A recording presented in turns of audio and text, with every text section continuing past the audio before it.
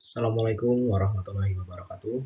Kami dari kelompok 5 akan mempresentasikan tentang hasil kerja kami, yaitu granitoid di Pulau Sumatera, dengan anggota Abista, Rio, Alfu, Dimas, Hafiz, Arya, Bagas, Beta, Daniel, Dean, Denis, Dina, dan Dito.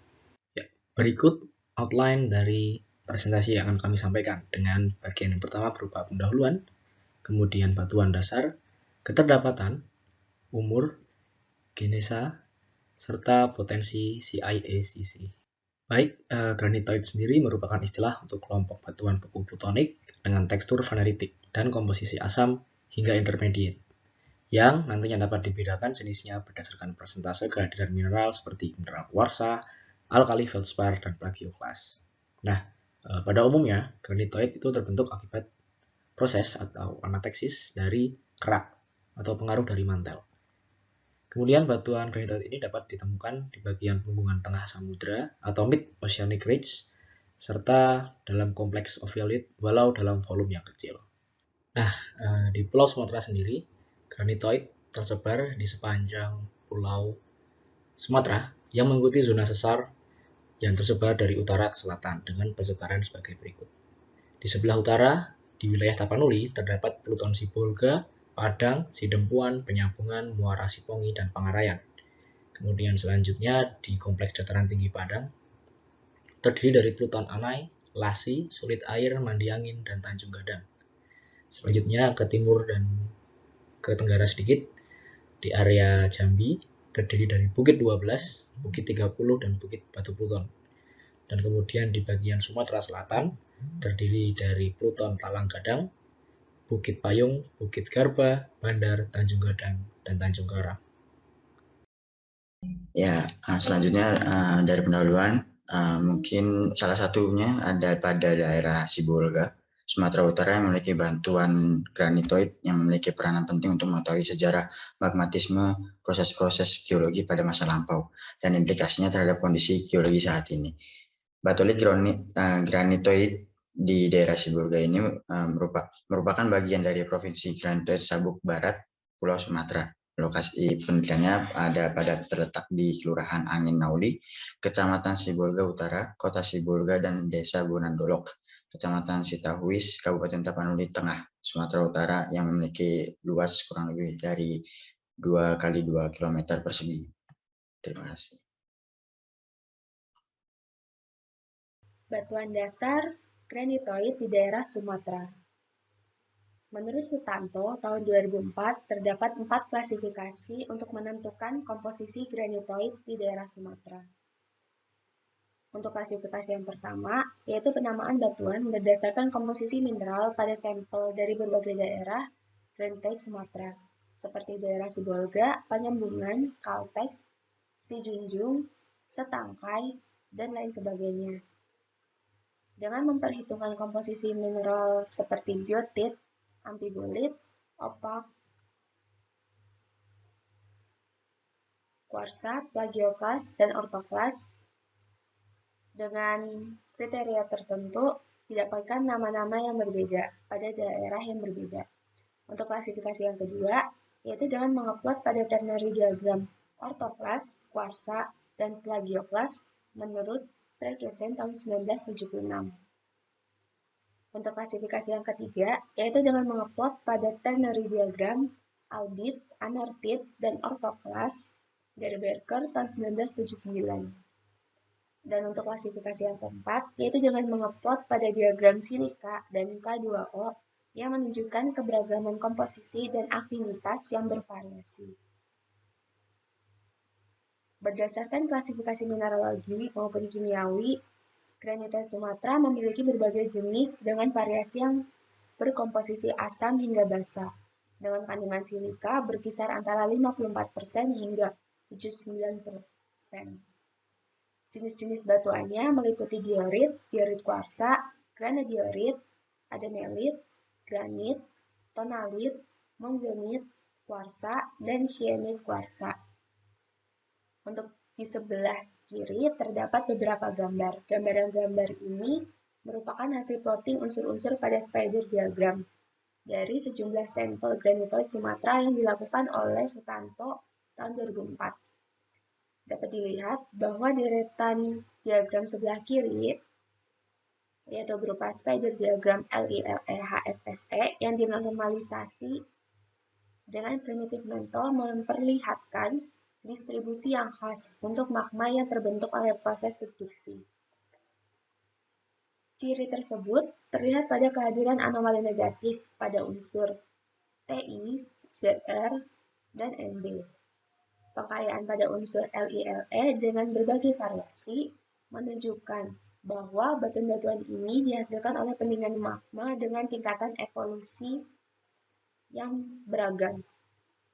Untuk mengetahui sejarah interaksi lempeng serta evolusi geokimia, batuan granitoid diperlukan umur absolut dari batuan-batuan tersebut. Dan untuk gambar-gambar pada deret kanan, yaitu berupa spider diagram REE yang dinormalisasi dengan kondrites, dapat diketahui bahwa harga heavy REE sangat bervariasi. Keterlambatan granitoid Sumatera.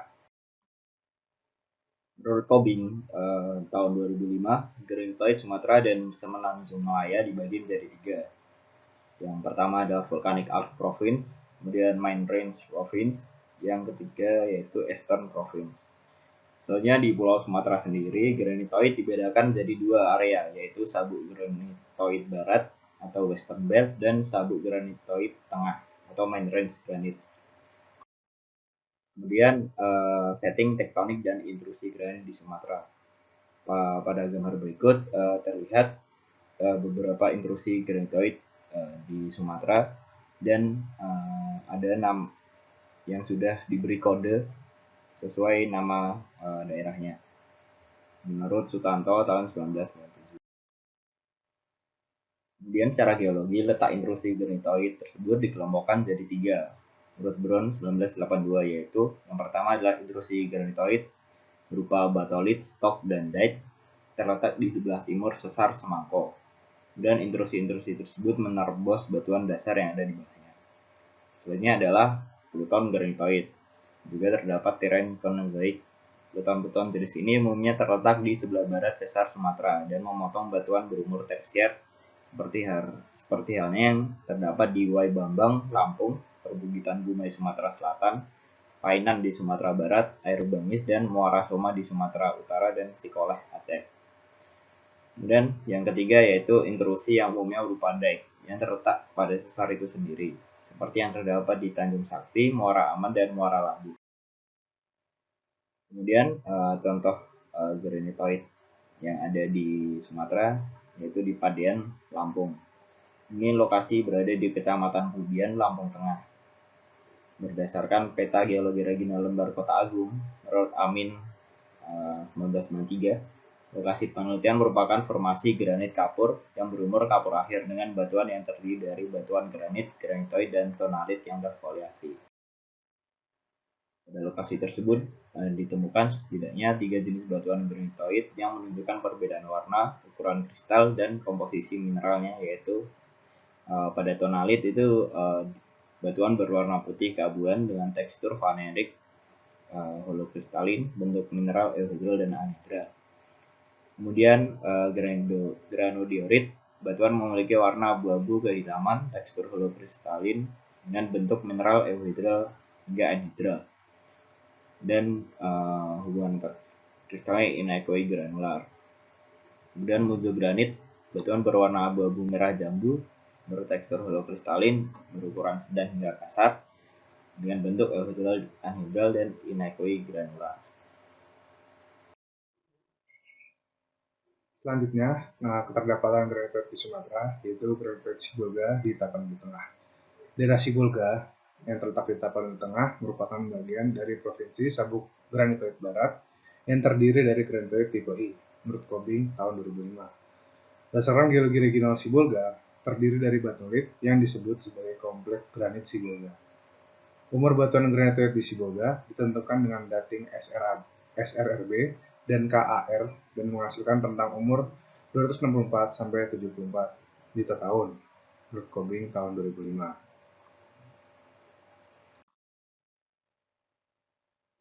Batuan granitoid di daerah penelitian sendiri dapat dibagi menjadi 4, yaitu yang pertama alkali feldspar granit yang terdapat di timur lokasi penelitian, kemudian alkali feldspar quartz cyanide yang terdapat di barat daya lokasi penelitian, dan cyanogranit yang hadir di bagian tenggara lokasi penelitian. Ketiga granit tersebut memiliki tekstur faneritik dan fenokris besar berukuran 1-9 mm dengan kandungan kuarsa dan alkali feldspar yang melimpah. Berikut ini foto singkapan untuk granitoid cyanogranit itu ditunjukkan pada gambar A, kemudian gambar B adalah singkapan alkali feldspar granit, dan singkapan C merupakan singkapan gabbro, dan singkapan D merupakan singkapan alkali feldspar quartz cyanide. Nah, untuk jenis granitoid yang keempat yaitu gabbro yang memiliki tekstur porfiritik dan fenokris 1-2 mm dengan kandungan piroksen dan plagioklas yang melimpah. Selanjutnya ada granitoid garba yang terletak di formasi granit garba di daerah Perbukitan Garba, Kabupaten Opo Selatan, Sumatera Selatan. Batuan granitoid ini terbentuk pada lingkungan tektonik continental collision granitoid yang berhubungan dengan proses subduksi. Tatanan tektoniknya berada pada cekungan Sumatera Selatan yang merupakan backarc basin. Secara megaskopis, batuan granitoid memiliki warna putih keabuan dan kemerahan karena terdapat banyak alkali feldspar dengan tekstur vanerik dan holokristalin. Dapat ditunjukkan dengan gambar singkapan granit yang berada di sebelah kiri. Kemudian secara mikroskopis atau pengamatan petrografi, batuan formasi granit garba di daerah Tekana dan sekitarnya dapat dibedakan menjadi dua, yaitu monzogranit dan cyanogranit, yang dicirikan kehadiran mineral utama berupa alkali feldspar, plagioklas, kuarsa, biotit, serta beberapa mineral aksesoris lain yaitu muskovit dan titanit. Berikut ini gambar A merupakan sayatan petrografi monzogranit dan gambar B adalah sayatan petrografi cyanogranit. Bagian selanjutnya yaitu umur dari granitoid Sumatera. Granitoid di Sumatera tersebar dari utara hingga selatan dekat dengan zona sesar besar Sumatera, yang dapat dibagi menjadi satu area Tapanuli, yang terdiri atas Sibolga, Padang Sidempuan, Penyabungan, Muara Sipongi, dan Pangarayan.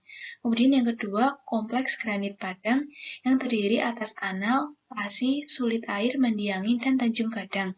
Kemudian yang ketiga yaitu Sumatera bagian selatan, yang terdiri atas Talang Gadang, Bukit Payung, Bukit Garba, Bandar, Tanjung Gadang, dan Tanjung Karang. Kemudian area Jambi dan Sumatera Selatan yang terdiri dari Bukit 12, Bukit 30, dan Bukit Batu. Pembentukan granit di Sumatera berlangsung selama pembentukan lipatan-lipatan yang terjadi pada Kretasius menurut Atli tahun 1962. Sehingga dapat disimpulkan bahwa batuan granit yang terdapat di Sumatera memiliki umur Paleozoik, Mesozoik, hingga umur Tersier. Hal tersebut dapat ditunjukkan pada tabel berikut. Berdasarkan hasil radiometric dating, pada daerah Sibolga menunjukkan umur Triasik atau Tersier, kemudian pada daerah Tanjung Gadang memiliki umur Tersier hingga Kretasius, dan pada daerah Sumatera Selatan memiliki umur Kretasius menurut Wikarno et al. Tahun 1988. Berdasarkan hasil radiometric dating oleh Wikarno et al. Tahun 1988, maka area Sumatera dapat dibagi menjadi 4 daerah, yaitu yang pertama, Tapanuli Selatan, berdasarkan dating menggunakan metode potasium argon dan rubidium strontium, yang dilakukan pada sampel yang memiliki jenis litologi berupa granit, pada dua lokasi pengambilan sampel, yaitu granit Pluton Sibolga dan Tarutung, maka didapatkan hasil umur absolut 264 kurang lebih 6 sampai 206,1 kurang lebih 2,5 juta tahun lalu, atau pada umur geologi memiliki umur berupa Permian hingga Trias akhir. Di Sumatera Utara, berdasarkan dating menggunakan metode analisis RBSR yang dilakukan pada sampel yang memiliki jenis litologi berupa granit pada lokasi pengambilan sampel yaitu di Sumatera Utara, didapatkan hasil umur absolut 147 plus minus 2,4 juta tahun lalu, atau berumur Jura akhir hingga Kaprawal. Kemudian di Sumatera Barat, berdasarkan dating menggunakan analisis KAR dan RBSR, yang dilakukan pada sampel yang memiliki jenis litologi berupa granit pada 5 lokasi pengambilan sampel, yaitu pada Granit Pluton Tanjung Gadang, Sisawah, Lasi Granit, dan Sumatera Barat. Didapatkan hasil umur absolut 294 hingga 20,6 plus minus 25 juta tahun yang lalu. Berumur Permian hingga Eosen Tengah. Berdasarkan dating menggunakan metode analisis KAR dan FT penanggalan Vision Track di Sumatera Selatan yang dilakukan pada sampel yang memiliki jenis litologi berupa granit dan granodiorit pada 5 lokasi pengambilan sampel, yaitu Granit Pluton Sumatera Selatan, Pegunungan Balik Batang, Bangunrejo, LPY Welirang, dan Jati Baru. Didapatkan hasil umur absolut sekitar 120,9 plus minus 8,75 hingga 48,37 juta tahun yang lalu, atau berumur awal kapur hingga Eosen awal. Berikutnya mengenai genesa granitoid di Pulau Sumatera. Berdasarkan genesisnya, maka badan granitoid dapat dikelompokkan menjadi tipe I, tipe S, serta tipe A dan tipe M. Granitoid di Pulau Sumatera dibedakan menjadi 2 provinsi, yaitu sabuk granitoid Eastern Province dan sabuk granitoid Tengah. Batuan granitoid pada Eastern Province terdiri dari granitoid tipe I dan dibatasi bukit barisan. Sabuk granitoid Tengah tersusun atas granitoid tipe S dengan sedikit granitoid tipe I, serta memiliki karakteristik mineralisasi timah. Granitoid Sumatera terbentuk dalam 2 siklus geologi. Siklus pertama adalah pada saat siklus subduksi Carboniferous Permian oleh lantai samudra Paleothetis dan kolisi lempeng benua Shibumatsu dengan amalgamasi blok East Malay Indochina. Siklus pembentukan granitoid kedua berasosiasi dengan busur vulkanik pada akhir Triasik hingga awal Jurassik sepanjang batas Sundaland, yang mana ini merupakan pembentukan sabuk tengah atau Main Range Belt. Untuk granitoid tipe A terbentuk melalui zona continental rift yang bersifat anorganik dengan kandungan alkalin yang moderat, dan diinterpretasikan mengalami kristalisasi yang memiliki kondisi reduksi atau rendah oksigen dibandingkan granit yang lainnya, menurut Louisel and Woods tahun 1979. Diperkirakan terdapat 3 jenis sumber dari granit tipe A ini, yaitu yang pertama adalah partial melting dari sisa atau residu proses produksi granit tipe I yang masih ada setelah pembentukan granit tersebut. Yang kedua, terdapat partial melting yang berasal dari sumber yang berbeda, yaitu pada kerak yang lebih muda yang berada di atasnya yang komposisinya bersifat tonalitik hingga granodioritik.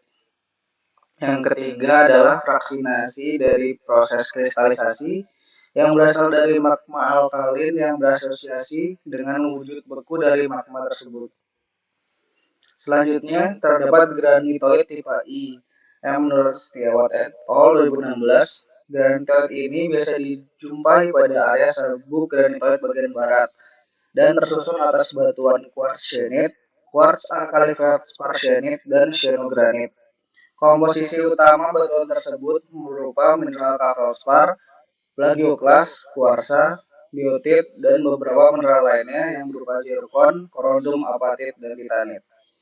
Berdasarkan komposisi tersebut, dapat diketahui bahwa pembentukan granitoid ini berasal dari peleburan kerak yang berasimilasi dengan batuan yang kaya alumina, seperti metasedimen atau pelitik, dan terkena kontaminasi. Yang ketiga, terdapat granitoid tipe S yang biasa dijumpai pada area sabuk granitoid utama yang tersusun atas alkali feldspar, syenit, quartz alkali feldspar syenit, dan quartz syenit. Komposisi utama dari batuan ini adalah mineral feldspar, muscovite, dan ilmenit yang merupakan litik dari batuan metasedimen. Granitoid ini terbentuk pada lingkungan busur vulkanik, dan magma yang terbentuk merupakan proses dari peleburan dan bersumber dari batuan metasedimen. Baik, selanjutnya adalah cekungan-cekungan yang berada di atas granitoid di Sumatera beserta potensinya. Pada slide ini ditampilkan peta cekungan sedimen tersier di Indonesia. Nah, pada presentasi kali ini kita akan membahas khususnya yang ada di atas batuan granitoid di Sumatera. Nah, dari salah beberapa contoh cekungan di sedimen di atas granitoid Sumatera, antaranya ada cekungan Sumatera Utara, cekungan Ombilin yang berada di Sumatera Barat, dan cekungan Sumatera Selatan. Nah, untuk cekungan utara sendiri, cekungan utara merupakan cekungan tarik pisah atau pull apart basin, dan Halfgraben basin yang terletak pada bagian tenggara kerak benua Eurasia. Untuk letaknya sendiri kurang lebih ada di daerah ini. Cekungan Sumatera Utara merupakan backup basin yang berisi sedimen tersier yang terendapkan di atas kompleks metasedimen pratersier menurut Barber. Nah, cekungan Sumatera Utara terbentuk akibat lempeng Samudra Hindia yang bertumbuk dengan lempeng benua Eurasia pada umur Eosen akhir. Cekungan ini dikontrol oleh sesar Sumatera dan sesar Malaka yang mengakibatkan penyesaran bongkah atau block faulting dan akibatnya menimbulkan pull apart basin menurut Sosro Miharjo tahun 1998. Nah, untuk stratigrafi pada cekungan Sumatera Utara terdiri atas beberapa formasi. Di antaranya ada formasi Tampur yang terendapkan secara tidak selaras pada batuan dasar granitoidnya. Di sampingnya ada formasi Meu-Campli yang terendapkan pada kondisi paralik. Di atasnya ada formasi Bruksah yang terendapkan secara tidak selaras dengan formasi Campur. Selanjutnya ada formasi Bampo yang terletak selaras di atas formasi Bruksah. Selanjutnya ada formasi Peutu dan formasi Beluma yang terendapkan secara tidak selaras di atas batuan dasar tetapi selaras di atas formasi Bampo. Selanjutnya formasi Baung yang terendapkan selama transgresi sehingga menimbulkan seperti ini. Selanjutnya ada formasi Keutapang yang tidak selaras di atas formasi Baung. Lalu formasi Seureula yang terletak selaras di atas formasi Keutapang. Dan terakhir ada formasi Julu yang terletak selaras di atas formasi Seureula. Selanjutnya ada potensi yang berada di cekungan Sumatera Utara. Sebenarnya ada beberapa potensi, cuman saya mengambil salah satu dari beberapa contoh. Yang pertama adalah endapan batu bara prospek Indra Makmur yang merupakan bagian dari formasi Julu Rayu yang berumur Pleosen akhir. Nah, endapan batu bara pada kawasan ini memiliki kalori yang rendah dengan nilai kurang dari 5.100 kalori per gram. Selanjutnya ada prospek batu gamping di Tamiang Hulu yang berasal dari formasi batu gamping Kaloy yang tersusun atas batu gamping yang dililingi batu serpih dan batu pasir berumur triasik yang mana merupakan bahan baku dari pembuatan semen. Selanjutnya ada endapan timbal prospek Pepelah dengan kadar timbal sebesar 1,8% yang berada pada mineral pembawa unsur timbal di urat-urat kuarsa yang mengisi bidang-bidang rekahan yang berasosiasi dengan formasi rampang berumur Oligosen akhir. Selanjutnya adalah endapan emas epithermal sulfidasi rendah prospek Miwah dengan mineralisasi emas yang terbentuk di sepanjang rekahan pada zona alterasi residu kuarsa dan silika alunit dengan prospek sistem epithermal sulfidasi rendah dengan kadar 0,9 gram per ton kadar emas. Dan 9.100.000 ton biji terreka, 9.900.000 ton biji terunjuk, dan 18 ton logam tertunjuk. Yang terakhir ada potensi shale gas pada cekungan dalam Tamiang dan Langkat yang terletak pada formasi Bapau. Batuan induk yang mencapai kematangan paling besar atau gas window terletak pada subcekungan dalam Tamiang dan terdiri sebagai dapur batuan shale gas yang mengontrol distribusi jendela gas dengan kadar RO lebih dari 1,3 di blok bagian utara. Baik, untuk cekungan dengan basement granitoid yang ada di Sumatera selanjutnya adalah cekungan Ombilin. Cekungan ini termasuk ke dalam cekungan intra pegunungan yang dibatasi oleh dua kenampakan, yakni jalur vulkanik plutonik dari Bukit Barisan dan juga zona sistem sesar Sumatera. Selanjutnya, menurut Mulyana tahun 2005, untuk evolusi tektonik dari cekungan Ombilin ini dibagi menjadi 4 event. Yang pertama pada umur awal Eosen sampai awal Oligosen, yang kedua Oligosen akhir sampai awal Miosen, yang ketiga awal Miosen sampai Miosen tengah, dan yang terakhir Miosen tengah tepatnya di bagian akhir sampai sekarang.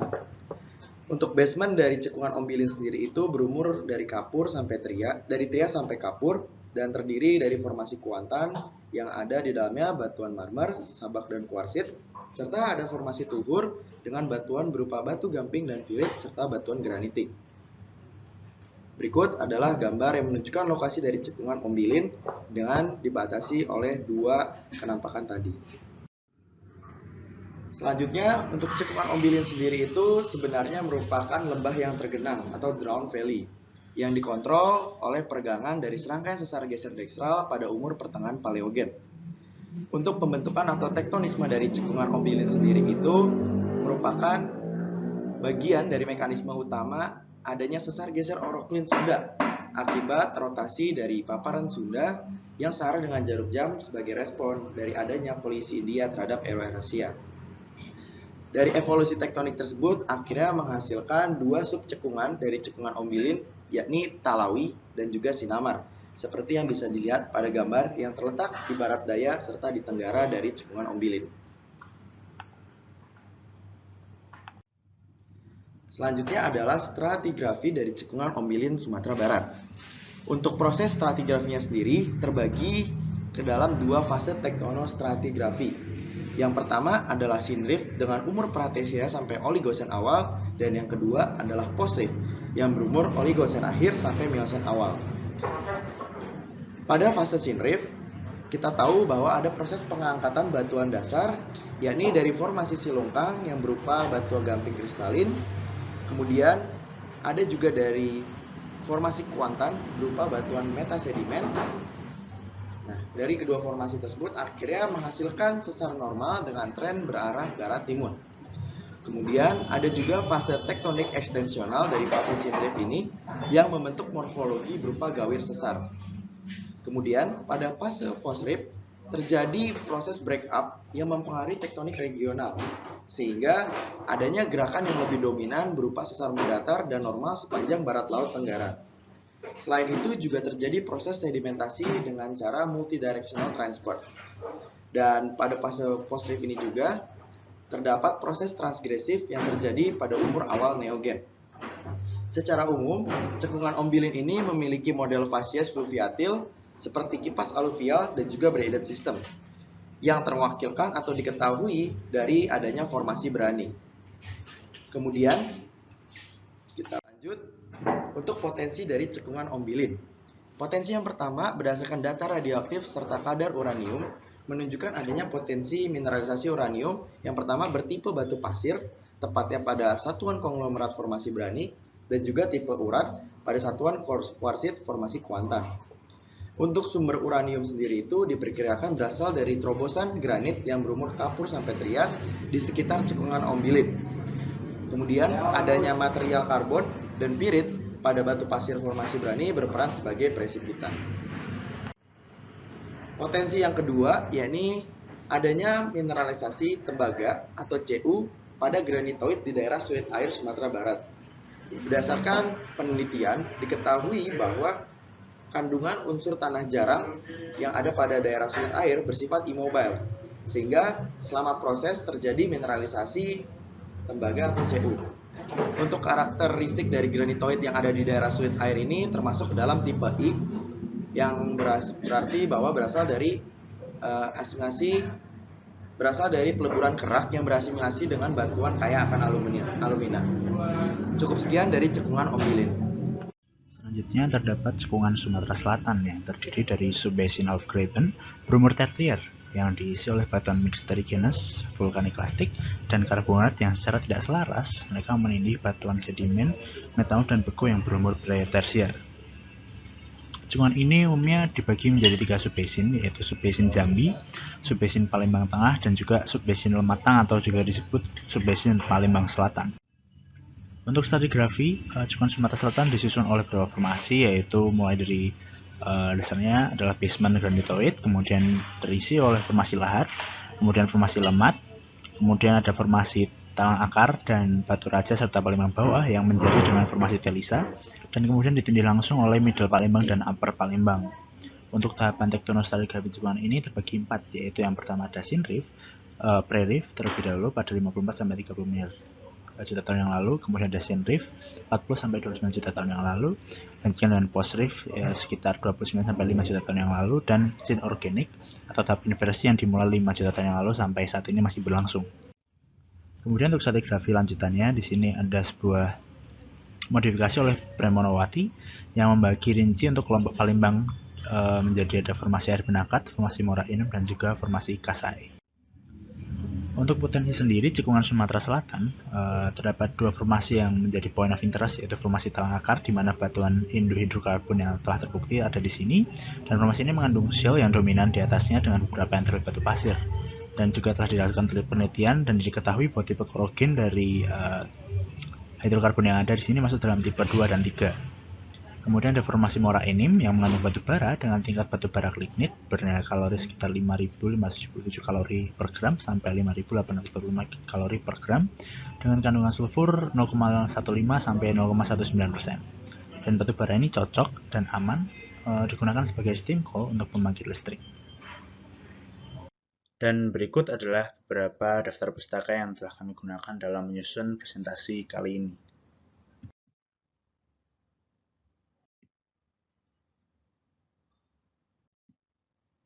Baik, sekian presentasi dari kami. Kami ucapkan terima kasih atas perhatiannya dan mohon maaf bila ada kesalahan dalam pengucapan ataupun dalam perbuatan. Terima kasih.